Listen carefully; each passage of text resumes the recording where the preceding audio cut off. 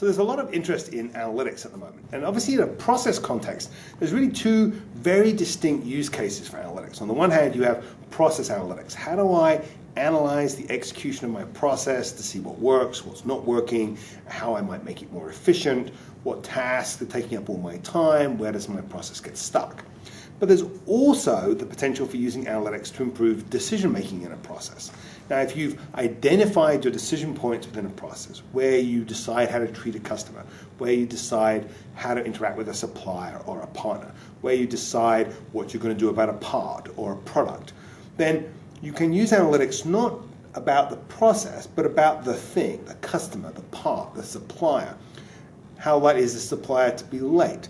How good is the quality from the supplier? And you can use those analytics to change how you make the decision. And this has a slightly different context within a business process, because now instead of saying, what can I learn about my process? What I'm doing is I'm learning about my customers or my products or my suppliers, and I'm using that knowledge to change the route I take through my process. So instead of going this path when I use this supplier, I use this other path because I picked a different supplier, or I've made an emergency order or not an emergency order. So I branch differently, I take different paths, I make different choices. And I think it's very important that folks don't consider those two things all part of the same analytic exercise. For process analytics, you really just need data about the process.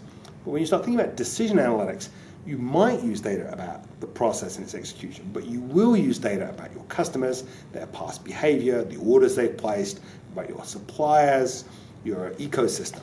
And it's that data that's sort of from outside this particular process that you need to be able to apply, to build analytics, to improve your decision making so that you can make your process more effective.